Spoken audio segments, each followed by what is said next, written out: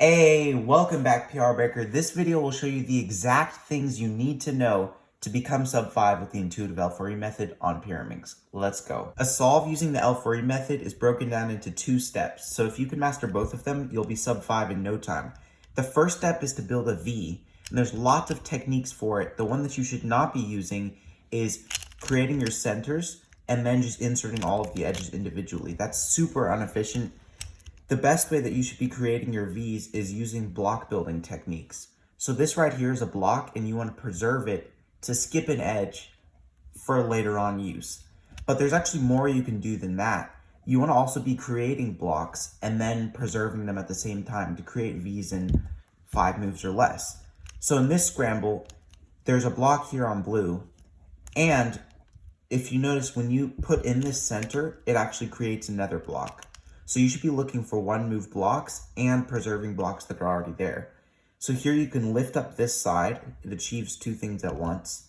And then make sure you do the correct order because that would ruin both blocks. You insert it like that, and that is a super efficient V. That was a 3 move V, just like that.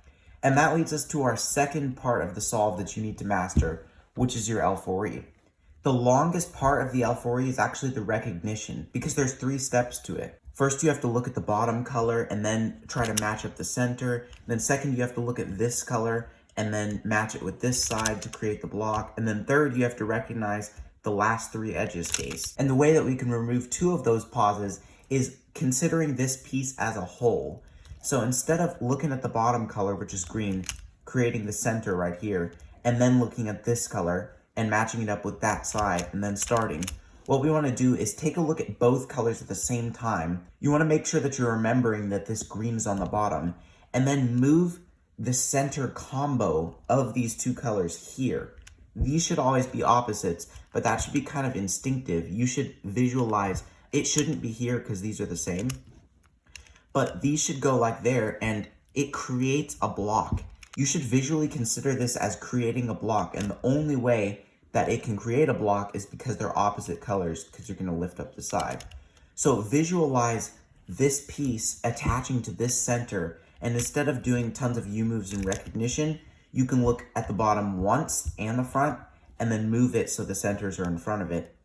And then just put it back with no hesitations.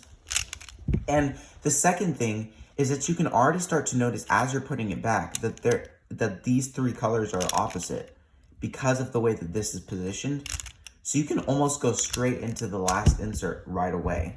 And that's it for sub 5. As long as your V solutions are pretty efficient, your L4E recognition not too bad, should be a piece of cake, and you can move on to sub 4. If you're already ready to do this, I've got a playlist called Win at Pyraminx. You should definitely go check it out.